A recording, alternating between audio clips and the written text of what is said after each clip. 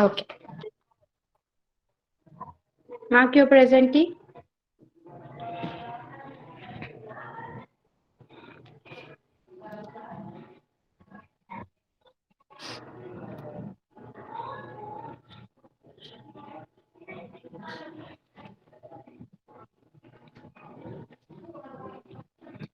Okay, done.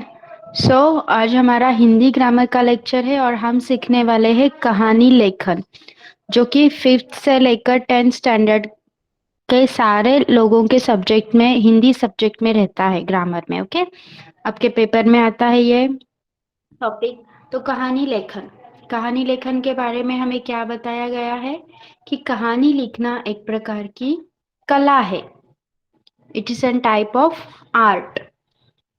कहानी एक ऐसी छोटी रचना है जिसमें घटनाओं को एक विशेष क्रम से रोचक ढंग से प्रस्तुत किया जाता है। मग कहाणी गोष्ट का लिहिली जाते? जी गोष्ट गोष्ट म्हणजे काय, घडून गेलेलं भूतकाळ, राईट? गोष्ट आपली भूतकाळात असते, म्हणजेच जी गोष्ट घडून गेलेल्या गोष्टी म्हणजेच आपली कहाणी, राईट? मग ही काय आहे, एक प्रकारची छोटीशी रचना आहे ज्यामध्ये घटना जशा घडल्या आहेत त्यांना एका विशिष्ट क्रमाने मांडायचं असतं आणि वाचणाऱ्याला, पढ़ने वाले को हमारी जो लिखावट है उसमें रुचि आएगी, इसका ध्यान हमें रखना है। वाचणाऱ्याला आपलं जे लेखन आहे त्यामध्ये थोड़ी रुचि येईल, त्याला इंटरेस्ट वाटेल वाचायला, असं लेखन आपण करायचं आहे। कहानी लेखन से छात्रों की कल्पना शक्ति का विकास होता है। अगर आप कहानी लेखन करते हो तो आपकी जो कल्पना शक्ति है उसका विकास होता है। Okay, got it? इंट्रोडक्शन समझलाय? वंस अगेन, कहानी लिखना एक कला है।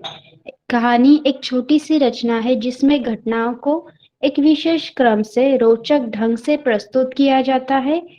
कहानी लेखन से छात्रों की कल्पना शक्ति का विकास होता है। तो कहानी लेखन के कुछ प्रकार है। मुद्दों के आधार पर, सुवचन कहावत के आधार पर एंड शब्दों के आधार पर। मोस्टली जे लोअर स्टैंडर्ड्स असतात, लोअर स्टैंडर्ड्स के लिए मुद्दों के आधार पर कहानी लिखना, जैसे कि कुछ मुद्दे दिए होते हैं इस तरह से, काही मुद्दे दिले असतात आपल्याला आणि ते मुद्दे पकडून समजून घेऊन आपल्याला गोष्ट लिहायची असते। जर ती गोष्ट माहित नसेल तर तयार करणं सुद्धा तुम्हाला आलं पाहिजे। म्हणूनच असं म्हटलं गेलंय की कहानी लिखना एक कला है। अगर आपको वो स्टोरी नहीं पता है तो वो कैसे तैयार की जाए ये भी आपको आना चाहिए। Okay, so first type is मुद्दों के आधार पर। सेकंड इज सुवचन या फिर कहावत के आधार पर। आपण सुविचार म्हणतो किंवा म्हणी म्हणतो, बरोबर? त्याला हिंदीमध्ये सुवचन किंवा कहावत म्हणतात। तो अगर आपको कोई सुवचन या कहावत, जैसे कि जैसी करनी वैसी भरनी, ओके, ऐसे कुछ दिया गया है तो उसके अनुसार उस कहावत या फिर उस सुवचन को सुटेबल ऐसी कहानी लिखना, ऐसी कहानी तैयार करना आपको आना चाहिए। थर्ड टाइप है शब्दों के आधार पर। कहानी में से कुछ शब्द आपको दिए होंगे, आपको उन शब्दों को ठीक से पढ़ना है, समझना है कि आपको अगर आपको समझ में आ रही है कहानी देन इट्स वेरी फाइन, बहुत अच्छा। लेकिन अगर आपको नहीं पता नहीं है कहानी तो आपको उसको बनाना आना चाहिए।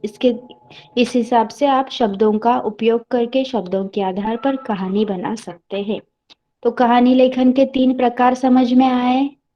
मुद्दों के आधार पर मुद्दे दिले जातील, त्यावरून गोष्ट बनवायची आहे।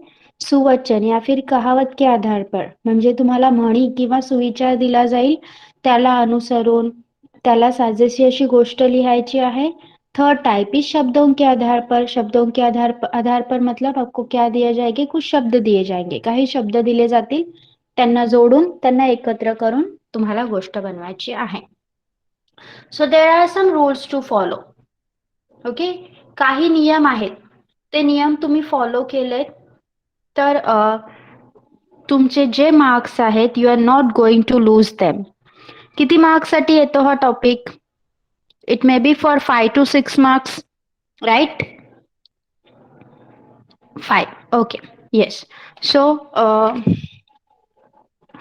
you will not get 5 out of 5 cause language मध्ये तुमचं ग्रामर बघितलं जातं आणि मेन हँडरायटिंग पाहिली जाते. त्यामुळे लँग्वेजच्या पेपरमध्ये आपण भरपूर मार्क्स लूज करून बसतो. बट लँग्वेजमध्ये स्कोरिंग काय आहे तर ग्रामर आहे. ग्रामर जर तुम्ही कट टू कट एकदम एक्झॅक्टली लिहिलं तर तुमचे मार्क्स कोणी तिथे कट करू शकत नाही. त्यामुळे लँग्वेजमध्ये तुमचं टेक्स्ट आहे, इट इज फाईन, बट ह्याचा सुद्धा विचार करायचा आहे. ग्रामरचा जास्त विचार करायचा आहे. Okay, C. सो क्या क्या बातें हमें ध्यान में रखनी है. पहले सबसे पहले क्या करना है, कहानी की रूपरेखा मुद्दे को ध्यान से पढ़ना आवश्यक है. जो भी रूपरेखा या फिर जो भी मुद्दे आपको दिए गए हैं उन्हें ध्यान से पढ़िए. एक बार पढ़िए, समझ में नहीं आ रहे हैं 2 बार पढ़िए. 2 बार पढ़ने से भी नहीं समझ में आ रहा है, तीसरी बार पढ़िए, आपको सही से समझ में आएगा. फिर बाद में आपको उन मुद्दों का आधार लेकर कहानी क्या हो सकती है ये सोचना है. नेक्स्ट नियम है, कहानी लेखन भूतकाल में हो. गोष्ट आहे ती story should be always there in past tense. गोष्ट ही नेहमी भूतकाळातच लिहिली गेली असावी. कहानी लेखन हमेशा भूतकाल में ही होना चाहिए. Got it. This is the most important rule. ये सबसे इम्पोर्टेंट नियम है कि आपकी जो भी कहानी आप लिख रहे हो वो हमेशा भूतकाल में ही होनी चाहिए. नेक्स्ट है, कहानी के मुख्य विषय को समझ लेना आवश्यक है. जो भी विषय दिया गया है उसको ठीक से समझ लेना आवश्यक है. उसके लिए आपको उसे ठीक से पढ़ना है और उससे रिलेटेड कोई कहानी अगर आपको याद आ रही है तो it will be very good. नहीं याद आ रही है तो मुद्दों के आधार पर उन्हें बनाना एक कला है, वो कला आपको आनी चाहिए. कहानी की रूपरेखा को लेकर क्रम से विस्तार आवश्यक है. जो भी रूपरेखा दी गई है उसको क्रम से लिखना है. एक गांव था, उस गांव में एक व्हॉट यू कॅन से काय म्हणतो आपण, किसान. येस, शेतकऱ्याला किसान. येस, एक गांव था, रामपुर नामक एक गांव था. उस गांव में एक किसान रहता था. ओके, असं उसका नाम रामू था. जर मी असं लिहिलं, एक किसान का नाम रामू था, वो रामपुर गांव में रहता था, तर हे नीट वाटतं का? सांगा मला. Is it suitable? But if I am writing कि एक रामपुर नामक गांव था, उस गांव में एक किसान रहता था, उसका नाम रामू था. हे ऐकायला परफेक्ट वाटतंय ना? यस, ये सुनने में लिखने में ठीक लग रहा है. ओके. सो जो भी रूपरेखा दी गई है उसको क्रम से लिखना है. त्यांचा क्रम समजून घेऊन मग ते लिहायचं आहे, उलट-सुलट करायचा नाही. देन कहानी के स्थान, पात्र आदि के नाम दीजिए. जैसे कि मैंने अभी बोला, रामपुर एक स्थान का नाम, किसान का नाम रामू. अगर आप उस कहानी में आने वाले कोई स्थान का या फिर पात्र का, रामू और शामू नामक 2 मित्र थे, वो श्यामनगर गांव में रहते थे. अगर आप स्थान या फिर पात्र के नाम लिख रहे हैं तो आपकी कहानी पढ़ने वाले को और आपको लिखने में भी मजा आता है. ओके. कहानी 2-3 अनुच्छेद में अवश्य लिखिए. कहानी लिखते वक्त एकच पॅरेग्राफ लिहिला आणि कंप्लीट केलं, दिस शुड नॉट हॅपन. ओके. कहानी लिखते वक्त 2-3 अनुच्छेद तो आने ही चाहिए. 2-3 पॅरेग्राफ यायलाच हवेत. फक्त एक पॅरेग्राफ लिहिला, पटकन कंप्लीट केलं and it's fine, this should not happen. Okay. Then कहानी को उचित शीर्षक दीजिए. अगर आपकी कहानी खत्म हो गई है तो आपको उसको अभी उचित शीर्षक देना चाहिए. तुम्हाला माहिती आहे का, हे जे मार्क्सचं वेटेज असतं ना त्याच्यामध्ये शीर्षकला मार्क्स असतो. शीर्षक द्यायला वेगळा मार्क असतो. तुमचं जे कंटेंट आहे, मेन गोष्ट आहे, त्याला वेगळे मार्क असतात. आणि मोस्टली सीख वगैरे लिहितो ना आपण, त्याला सुद्धा वेगळे मार्क्स असतात. ओके. लाईक शीर्षक विल बी हॅव्हिंग 1, सीख will be having 1 and 3 will be for your content. Okay, like this. Next नियम देखिए, कहानी की कथा वस्तु को ध्यान में रखकर उसे छोटा सा आकर्षक उचित शीर्षक दीजिए. छोटंसंच नाव द्यायचा प्रयत्न करायचा आहे, पण त्या छोट्या नावात आपल्याला ते छोटं नाव अट्रैक्टिव हवंय, आकर्षक हवंय. Okay, it should be attractive, ताकि आपको वो पढ़ने वालों को यस शीर्षक बहुत अच्छा दिया गया है तो कहानी भी अच्छी होगी, ऐसे लगना चाहिए और उस हिसाब से उसने वो कहानी पढ़नी चाहिए. तो आपका शीर्षक है वो छोटा सा हो एंड आकर्षक हो, और आकर्षक और छोटा सा होने के साथ साथ it should be a suitable one for that story. वो उस कहानी के लिए उचित शीर्षक ही होना चाहिए. ओके, जसं जसं जैसी करणी वैसी भरणी असं नाव देताय आणि ससाची आणि कासवाची गोष्ट लिहिताय, असं नको व्हायला. Okay, got it. Yes. Next, प्रत्येक कहानी उपदेशप्रद होती है, इसलिए कहानी से मिलने वाली सीख कहानी के अंत में एक वाक्य में लिखिए. बघा, आपल्याला गोष्टी का सांगितल्या जातात, आपले आई वडील आजी आजोबा आपल्याला गोष्टी का सांगतात, कारण त्या गोष्टीतनं एखादी विशिष्ट व्हॉट यू कॅन से एखादा विशिष्ट उपदेश आपल्याला मिळत असतो, एक सीख मिलती है हमें उस स्टोरी में से. कहानी की हम कहानी क्यों सुनते हैं, क्यों पढ़ते हैं, क्योंकि कहानी लिखने वाला एक सीख के साथ वो कहानी लिखता है. गोष्ट वाचून आपल्याला एक गोष्ट एक त्याच्यातून काहीतरी शिकायला मिलता है, आपल्याला एक सीख मिलती है, तो उस सीख को भी आपको लिखना है. अंत में एक वाक्य में उस कहानी से जो भी सीख आपको प्राप्त हो रही है उस सीख को आपको लिखना है. Last and most important rule for this, सगळ्यात महत्वाचा नियम, सबसे महत्वपूर्ण नियम ये है कि कहानी की भाषा व्याकरण शुद्ध हो. मध्येच मराठी घुसवलं, लाईक आपण बोलताना जसं बोलतोय, लाईक आय एम टॉकिंग नाव, मी मध्येच मराठी बोलते, Hindi, English, this should not happen while writing a story. Okay, कहानी लिखते वक्त ये नहीं होना चाहिए. आपका व्याकरण शुद्ध हो. वो लिख रहा था.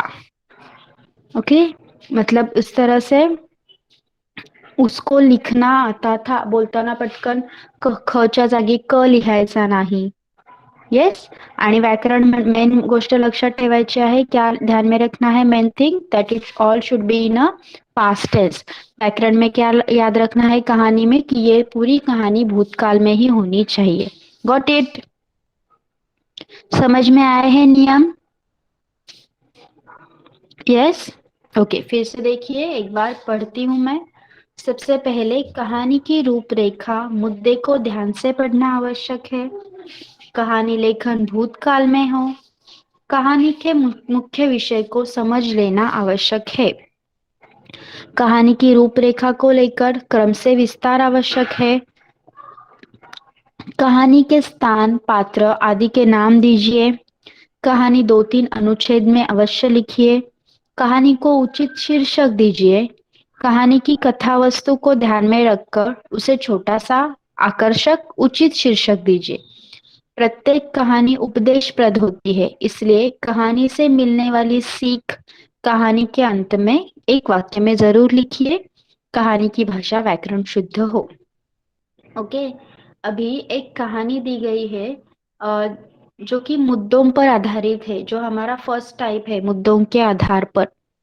मुद्दों के आधार पर देखिए, निम्नलिखित प्रश्न क्या आएगा आपको, निम्नलिखित रूपरेखा के आधार पर कहानी लिखिए और उचित शीर्षक देते हुए उससे प्राप्त होने वाली सीख भी लिखिए. देखिए, ये क्वेश्चन ही इतना अच्छी तरह से इलेबोरेट किया गया है कि जो जो जो उनकी रिक्वायरमेंट है वो सारी क्वेश्चन में आ गई है. पढ़ते ही आपको पता चलना चाहिए कि रूपरेखा दी हुई है, उसके आधार पर आपको कहानी लिखनी है. उस कहानी को आपको उचित शीर्षक भी देना है और आपको कहानी खत्म होने के बाद सीख भी लिखनी है. Okay, so let's read.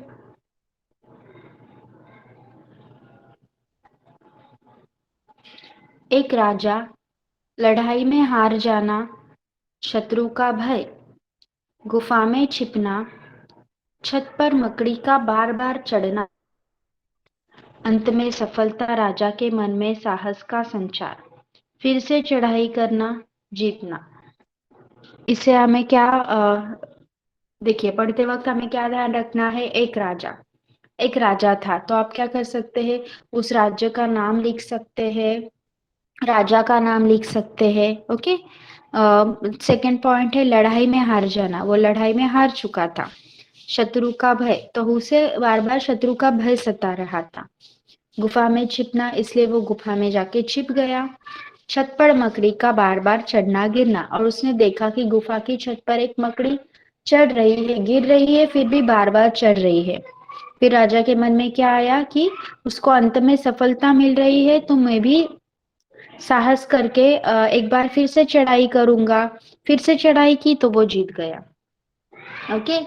अभी मैं स्टोरी पढ़ती हूँ। सी, विक्रम सिंह नाम का एक राजा था. बघा, आता इथे राजाला नाव दिलं गेलं आणि राजाबद्दल थोडीशी इन्फॉर्मेशन जर ऍड केली तर it will be more attractive. Like, वह बहुत ही पराक्रमी एवं साहसी था. उसके पास सैन्य बल अधिक नहीं था. आता तुम्ही वाचलाय पुढचा पॉइंट, लढाई में हार जाना. मग तुम्ही राजाला पराक्रमी आणि साहसी बोलताय, मग तो लढाईत कसा हरेल, सैन्यबल जास्त नसल्यामुळे. मग हा पॉइंट तुम्ही ऍड करायला हवा, तो पॉइंट तुमच्या डोक्यात पटकन स्ट्राइक व्हायला हवा. ओके. उसके पास सैन्य बल अधिक नहीं था. इस बात की खबर पड़ोसी राजा को मिल गई. पड़ोसी राजा ने विक्रम सिंह राजा के राज्य पर हमला कर दिया. इस युद्ध में विक्रम सिंह की बुरी तरह से हार हुई. बघा, फक्त 2 पॉइंट्स, सिर्फ 2 मुद्दे, एक राजा, लढाई में हार जाना, यावर पूर्ण एक पॅरेग्राफ बनवला गेला आहे. Got it? How to increase the word content. जो भी शब्द समूह है, जो भी आपका शब्द भंडार है, वो किस तरह से बढ़ाना है, पॅरेग्राफ किस तरह से इंक्रीज करना है. काही फापड पसारा लिहिलेला वाटतोय का इथे? नाही. जे काही आहे सगळं मिनिंगफुल आहे and it is all related to that कहाणी. राईट? सगळं त्या स्टोरीशी रिलेटेडच आहे. मग तसंच लिहायचं आहे. नेक्स्ट बघा. पराजित राजा विक्रम सिंह जान बचाकर जंगल में भाग गया. जंगल में एक गुफा में जाकर छिप गया. राजा बहुत ही निराश एवं हताश था. शत्रु का भय, ओके, उसको शत्रु का भय सता रहा था, इसलिए वो पराजित होकर जंगल में भाग गया और एक गुफा में जाकर छिप गया. और अभी उसकी अवस्था का भी वर्णन किया गया है, जैसे राजा बहुत ही निराश एवं हताश था. उसकी नजर एक मकड़ी पर पड़ी. वह मकड़ी गुफा की दीवार पर चढ़ने का प्रयास कर रही थी, मगर वह दीवार पर चढ़ती और गिर पड़ती. आता इथे कोणता पॉइंट इलॅबोरेट केलाय? छत पर मकड़ी का बार बार चढ़ना गिरना, एवढंच दिलंय. पण आता त्याला लिहिलंय किती छान बघा. उसकी नजर एक मकड़ी पर पड़ी. वह मकड़ी गुफा की दीवार पर चढ़ने का प्रयास कर रही थी, मगर वह दीवार पर चढ़ती और गिर पड़ती. नेक्स्ट. मकड़ी गुफा की छत पर पहुंचना चाहती थी. बार बार गिरने पर भी मकड़ी ने प्रयास जारी रखा, अपनी कोशिश नहीं छोड़ी. आखिरकार उसकी मेहनत एवं कोशिश रंग लाई और वह छत पर चढ़ने में सफल हो गई. ये छत पर मकड़ी का बार बार चढ़ना गिरना, इसी पॉइंट को एक पूरे पैराग्राफ में कन्वर्ट किया गया है. ओके. आपको कहानी को रोचक बनाना है तो आपको बहुत से वर्ड्स या फिर कुछ ऐड करके आप जसं म्हणी किंवा जैसे कहावत, सुवचन, ऐसे कुछ ऐड करके आप आपकी कहानी को इंटरेस्टिंग बना सकते हैं. मकड़ी का प्रयत्न देखकर राजा अपनी निराशा छोड़कर खुशी से खड़ा हो गया. राजा ने फिर अपना सैन्य बल जमा किया. पूरी शक्ति एवं बहादुरी से शत्रु राजा पर आक्रमण कर दिया. विक्रम सिंह ने शत्रु राजा को पराजित कर दिया और पुनः राज्य को हासिल कर लिया. इससे क्या सीख मिलती है? कोशिश करने वाले की हार नहीं होती. Got it? कहानी समझ में आई है? ये फर्स्ट टाइप था जहाँ पे मुद्दों के आधार पर आपको कहानी लिखना सीखा गया है.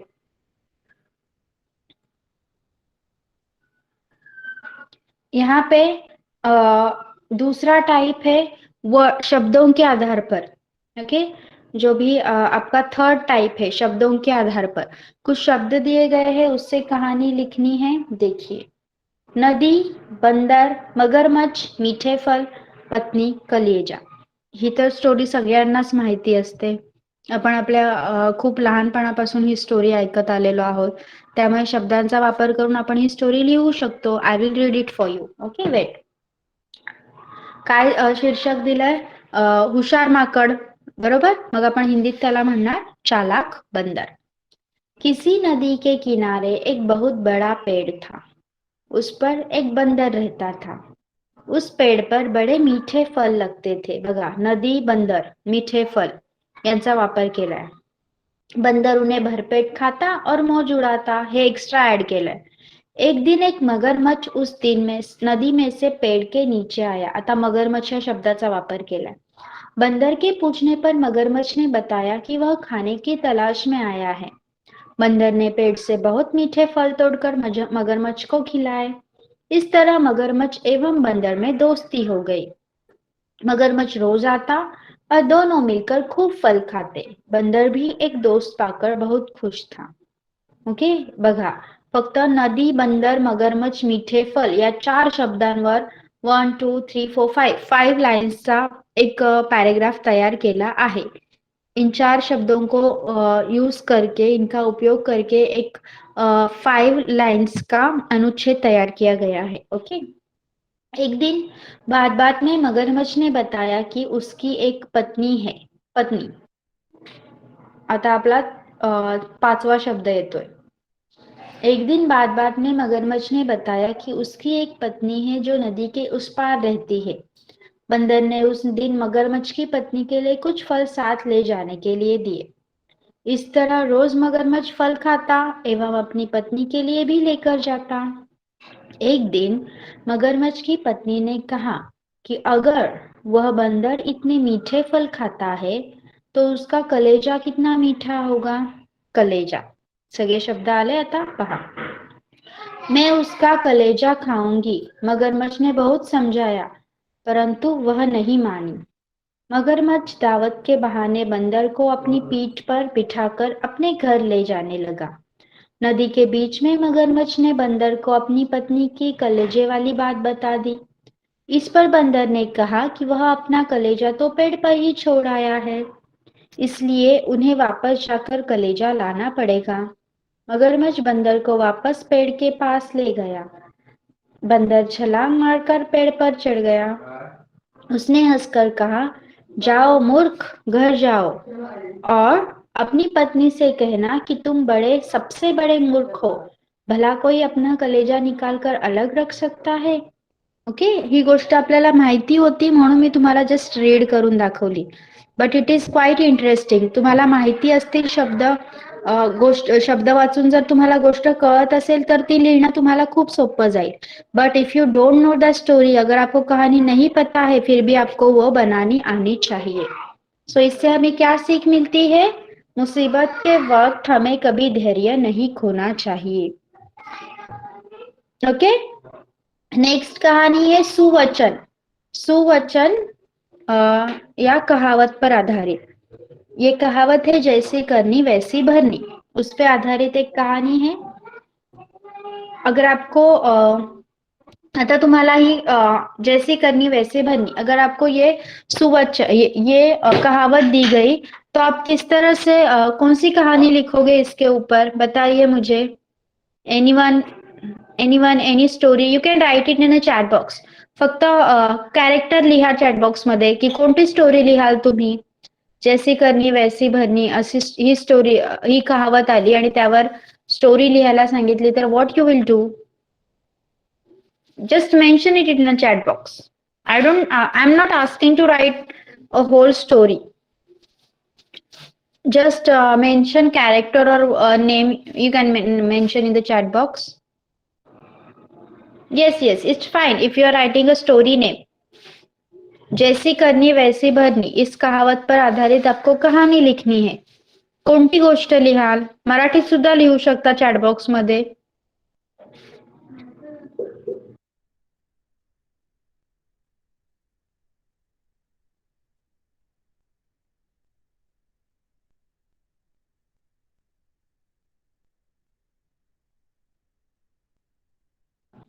मांजरीची जी खीर खाते. Very good. Yes, that can also. Fox, which one?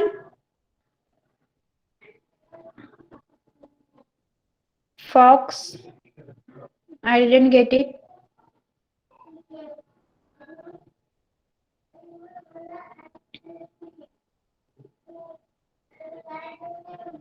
Okay, लांडगा आला रे आला. Yes, that will also be there. Fox and camel. I don't know about this story. Kadambari, will you explain?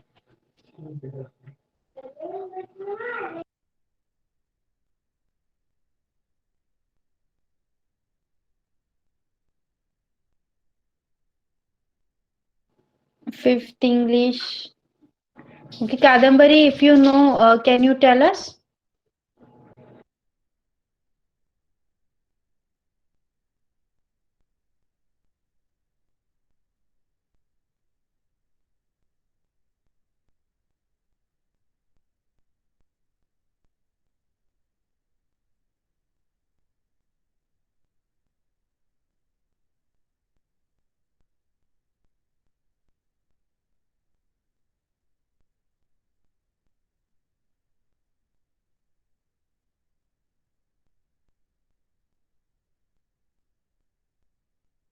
Okay. Okay, fine. मग इथे कोणती story दिली आहे बघा. C. एक घना जंगल था. उसमें कई प्रकार के पशु पक्षी आराम से रहते थे. वही तालाब के समीप एक सारस भी रहता था. एक धूर्त लोमड़ी के यहाँ से सारस को भोजन का निमंत्रण मिळा. आठवली ही गोष्ट? यस. Okay, good. गुड. निमंत्रण पाकर सारस बहुत ही खुश हुआ. लोमड़ी ने भोजन में स्वादिष्ट खीर बनाई थी. सारस को खीर थाली में परोसी गई. उसकी चोंच लंबी थी.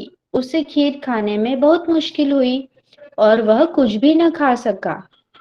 सारस कुछ बोल न सका और मन ही मन इसका बदला लेने की बात सोचता हुआ घर लौट आया. कई दिनों बाद एक दिन उसे मौका मिल ही गया. लोमड़ी को सारस ने भोजन का निमंत्रण दिया. लोमड़ी बहुत प्रसन्न हुई. सारस के यहाँ पहुंच गई. सारस ने स्वादिष्ट खीर बनाई और सुराही में खाने के लिए परोसी. सुराही की गर्दन का आकार बहुत ही छोटा एवं पतला था. अंततः लोमड़ी कुछ न खा सकी. लोमड़ी को भूखा रहना पड़ा. वह बहुत शर्मिंदा हुई. इससे क्या सीख मिलती है कि जैसा कर्म करोगे उसका फल भी वैसा ही होगा. अर्थात जैसी करनी वैसी भरनी. Okay, got. आता एक मुद्दे देऊ मी तुम्हाला. Can you write story? Yes. Okay. For in your book. Book मध्ये लिहायची आहे आणि कंप्लीट झाल्यावर सगळ्यांना वाचून दाखवायची आहे.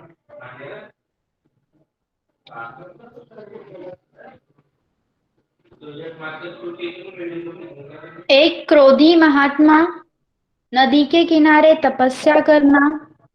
एक दिन एक धोबी द्वारा कपड़े धोना. छींटे पड़ना. महात्मा का गुस्सा होना. भला बुरा कहना. स्नान करने जाना. पूछने पर बताना कि आपके क्रोध से अपवित्र. महात्मा की आंखें खुलना. सीख. नाव लिहा गोष्टीला आणि गोष्ट लिहा और सीख भी लिखिए.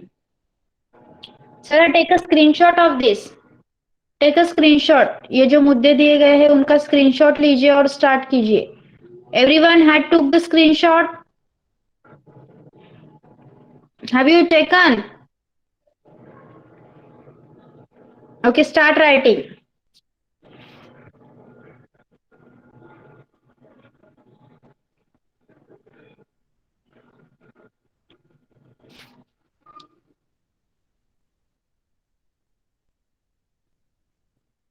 इसमें आपको क्या करना है? आप महात्मा का नाम लिख सकते हैं. किसी ठिकान का नाम लिख सकते हैं जहां पर वो तपस्या के लिए बैठा था और उनका स्वभाव क्रोधी था. Okay, weight.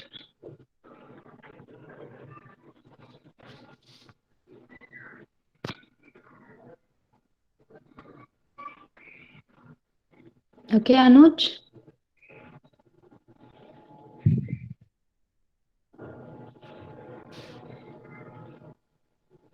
डन।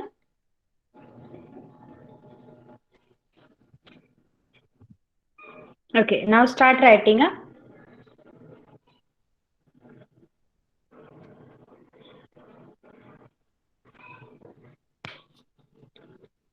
और आप क्या लिख सकते हो कि एक दिन वो अ, गंगा में स्नान करने के लिए, गंगा या फिर किसी नदी का नाम लिख रहे हो, तो वहां चले गए। किसी नदी किनारे वो ध्यान करने के लिए बैठे थे। और क्या बताया गया है कि धोबी, एक दिन धोबी द्वारा कपड़े धोना। आप धोबी का नाम लिख सकते हो। और कुछ छींटे महात्मा की ऊपर गिर पड़ी। उनको गुस्सा आया। उन्होंने धोबी को भला बुरा कहा, तो आप धोबी का नाम यूज करोगे। यस।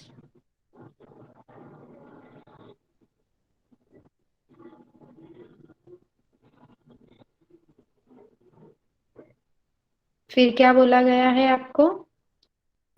भला बुरा कहना, स्नान करने जाना, पूछने पर बताना कि आपके क्रोध से अपवित्र। तो जो धोबी है वो भी स्नान करने चला गया। तो उस महात्मा ने पूछा कि तुमने स्नान क्यों किया? तो उस धोबी ने कहा कि तुम्हारी तो आपका जो क्रोध है उससे उसकी वजह से मैं अपवित्र हो चुका हूँ, इसलिए मैं स्नान कर रहा हूँ। तभी महात्मा को वो लज्जित हुए और उनको पता चला कि क्रोध एक बड़ा पाप है। ओके, चलिए, कहानी पूरी होने के बाद मुझे चैट बॉक्स में बता दीजिए। I will ask you to read.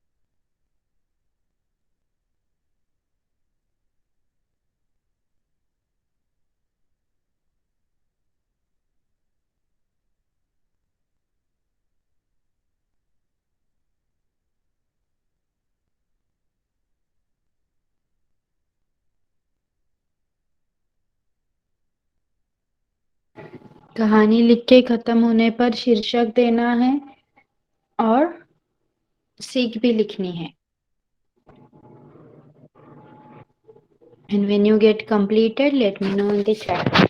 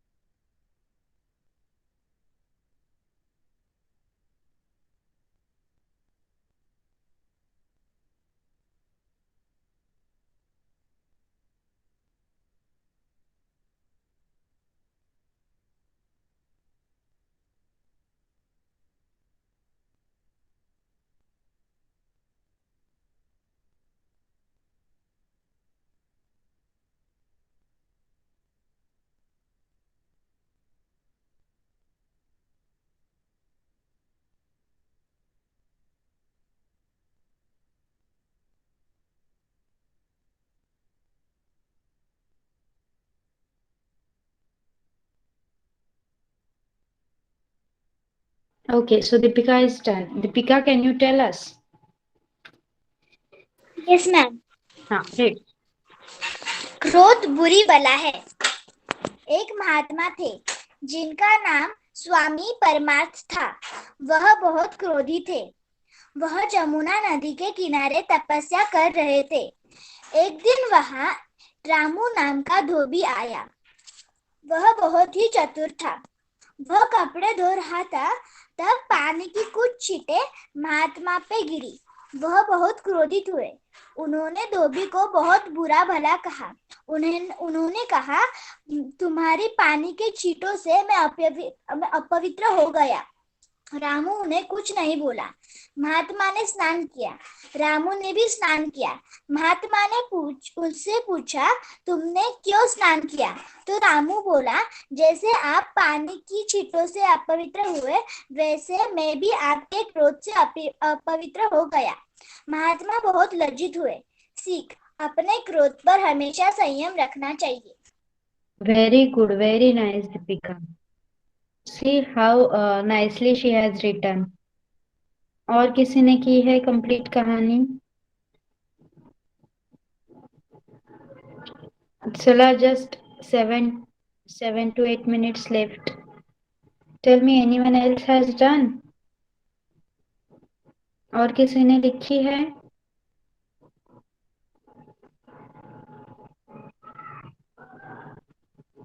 Whoever is writing, raise your hand.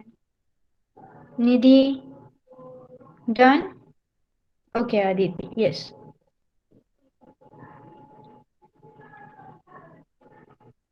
Okay, you are writing, Nidhi?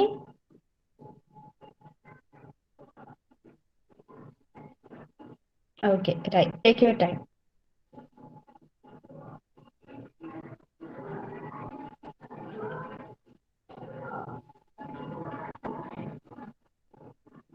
Take your time and write. Ayush, Bhavesh, Dheeraj, Himesh, Mahika, Manas, Prathamesh, Bhavik, Anuj, Vinit. Try to write. Try to write.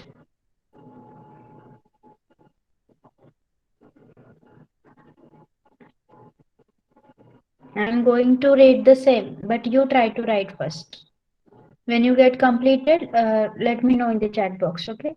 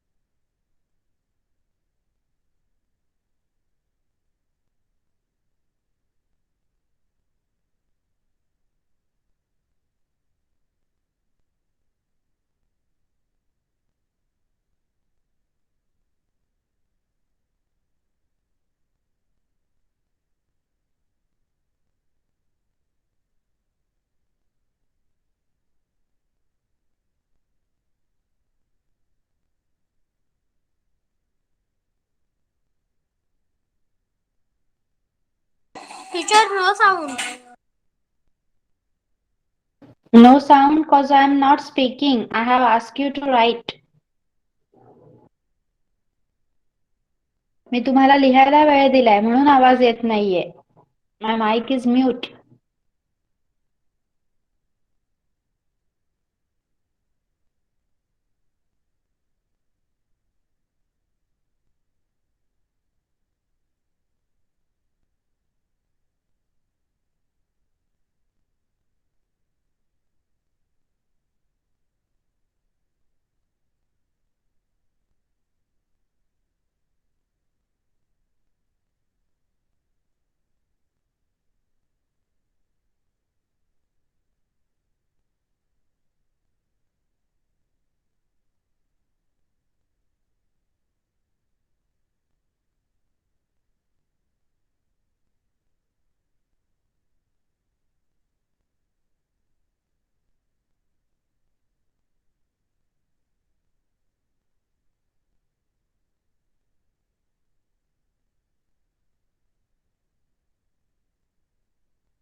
Yes, anyone has done?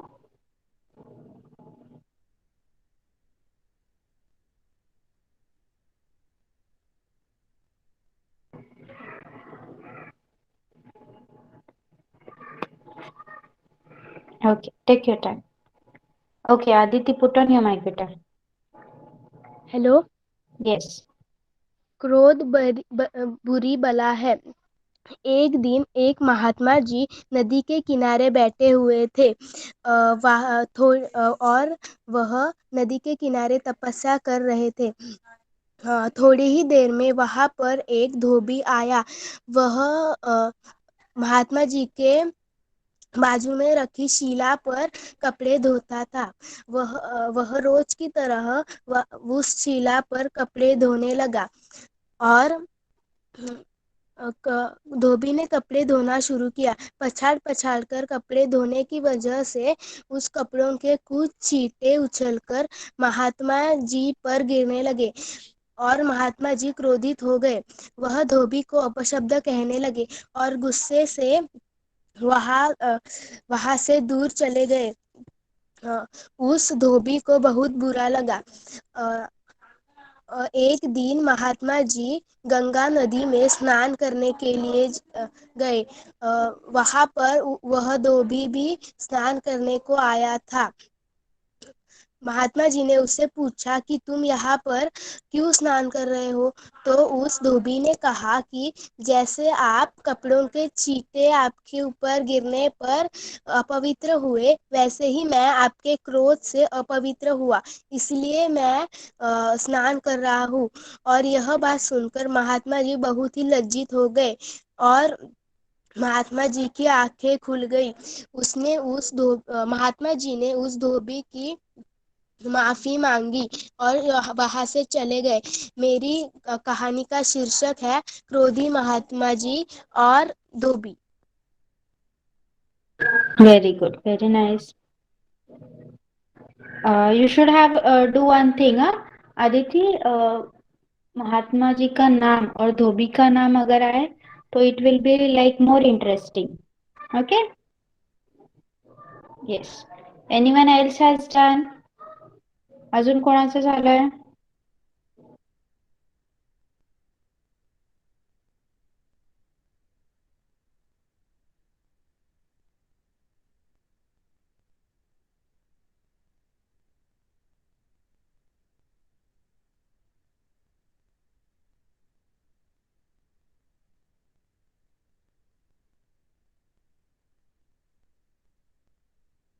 Mahika done?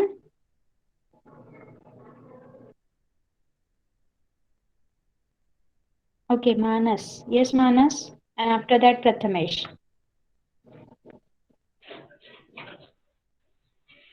एक दिन एक नदी तट पर स्थित बड़ी C शिला पर एक महात्मा बैठे हुए थे। वहाँ एक धोबी आता है। किनारे पर वही मात्र शिला थी जहाँ वह रोज कपड़े धोता धोता था। उसने शिला पर महात्मा जी का बेटे देखा तो सोचा अभी उड़ जाएंगे, थोड़ा इंतजार कर लेता हूँ, आप अपना काम बाद में कर लूंगा। 1 घंटा हुआ तो दो दो घंटे हुए, फिर भी महात्मा उठ नहीं ही। अंततः धोबी ने हाथ जोड़कर विनय पूर्वक निवेदन किया, महात्मन, यह मेरे कपड़े धोने का स्थान है। आप कभी अन्यत्र विराजित तो मैं अपना कार्य निपटा लूं। महात्मा जी वहां से उठकर थोड़ी दूर जाकर बैठ गए। धोबी ने कपड़े धोने शुरू किए। पचड़ पचड़ कर कपड़े धोने की क्रिया में कुछ छींटे उछलकर महात्मा जी पर गिरने लगे। महात्मा जी को क्रोध आ, वे धोबी को गालियां देने लगे। उसकी भी शांति न मिली। तो पास रखा धोबी का डंडा उठाकर उसे ही मारने लगे। सांप ऊपर से कोमल मुलायम दिखता है, किंतु पूंछ दबने पर ही असलियत की पहचान होती है। महात्मा को महात्मा को क्रोधित देख धोबी ने सोचा, आवश्यक ही मुझसे कोई अपराध हुआ है। अंततः वह हाथ जोड़कर महात्मा से माफी मांगने लगे। महात्मा ने कहा, दुष्ट, तुझ तुझ में शिष्टाचार तो है ही नहीं। देखता नहीं तू गंदे छींटे मुझ पर उड़ा रहा है। धोबी ने कहा, महाराज शांत हो जाए, मुझे गवार से चूक हो गई।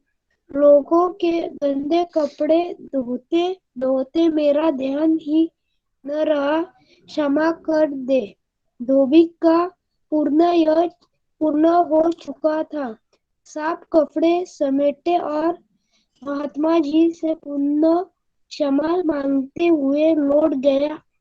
महात्मा ने देखा, धोबी वाली उस शिला से निकला गंदा पानी मिट्टी के संपर्क में स्वच्छ और निर्मल होकर पुनः सरिता के शुभ्र प्रवाह में लुप्त हो रहा था। लेकिन महात्मा के अपने शुभ्र वस्त्रों में तीव्र उमस और सीलन भरी बदबू बस गई।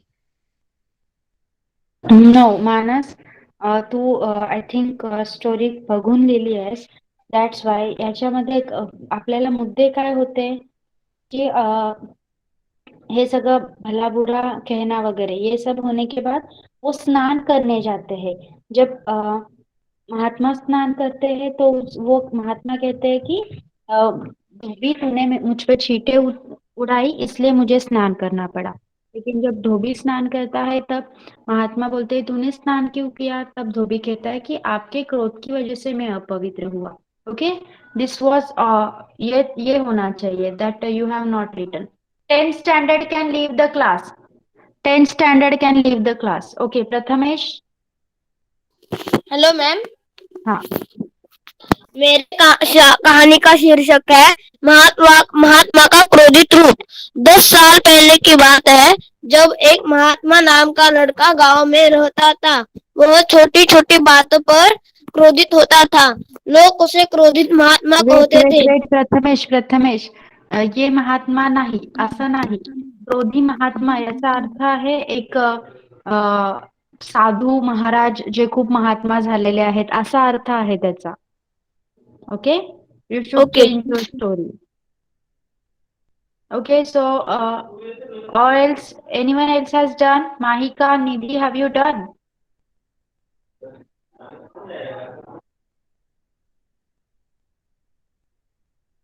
Okay, so we are going to stop over here. Is it okay? Next lecture, Anuj is done. Okay, Anuj, please. Handwriting नाही समजत काय. Yes teacher. हाँ, वाच. क्रोधी महात्मा. गौतम ऋषि ने एक बड़े योगी महात्मा थे. उन्होंने बहुतों से सिद्धियां प्राप्त की थी, पर उन्हें हर छोटी छोटी बातों पर बड़ा ही क्रोध आता था. एक दिन वह अपने आश्रम से थोड़े ही दूर यमुना नदी के पास तपस्या करने के लिए बैठे थे. वह बड़ी ही कठिन तपस्या करते थे। उसमें कोई भी बाधा आए ये उन्हें पसंद नहीं था। तपस तपस्या शुरू होने के कुछ दिन पश्चात एक घनश्याम नामक धोबी वहाँ कपड़े धोने आया। कपड़े धोते समय पानी की कुछ छींटें महात्मा के ऊपर पड़ी। इस बात पर महात्मा को बड़ा ही गुस्सा आया। उन्होंने अपनी तपस्याचर्या को वहीं रोक दिया और घनश्याम को भला बुरा कहने लगे। घनश्याम कुछ न बोला और वह नदी में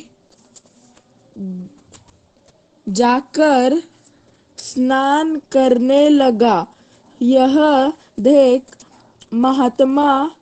महात्मा जी को आश्चर्य हुआ। वह घनश्याम को बोले कि तुम क्यों स्नान करने गए? स्नान तो मुझे करना चाहिए। तुम्हारे कपड़ों से जो छींटे उड़ी उससे मैं अपवित्र हुआ हूँ। इस पर घनश्याम बोला, जैसे आप मेरे कपड़ों से तो जो छींटे उड़ी उससे आप अपवित्र हुए, वैसे ही आपके द्वारा बोले गए अपशब्द से मैं अपवित्र हो गया हूँ। यह बात सुनकर गौतम ऋषि की आंखें खुली रह गई। वह घनश्याम के ओर देखते ही रह गए। Very good, very nice story Anuj. Okay, so आपको समझ में आया है कहानी मुद्दों के आधार पर, शब्दों के आधार पर या फिर कहावत या सुवचन के आधार पर किस तरह लिखनी चाहिए? सारे नियम समझ में आए हैं? Okay okay, so you can leave the class. Bye bye. Bye Bye, ma'am. Thank you. Bye Bye, ma'am. Good night. Bye bye. Good night. Bye, teacher. Bye. Bye, ma'am. Good night and bye, teacher. Bye, teacher. Good night.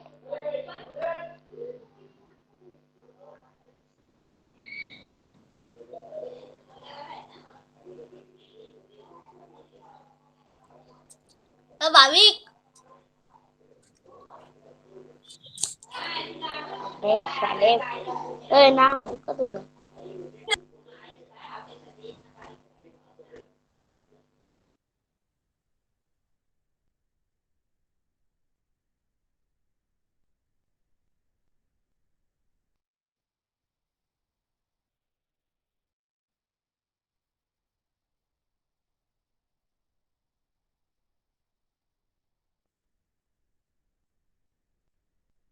Hello bye bye bye bye bye bye bye.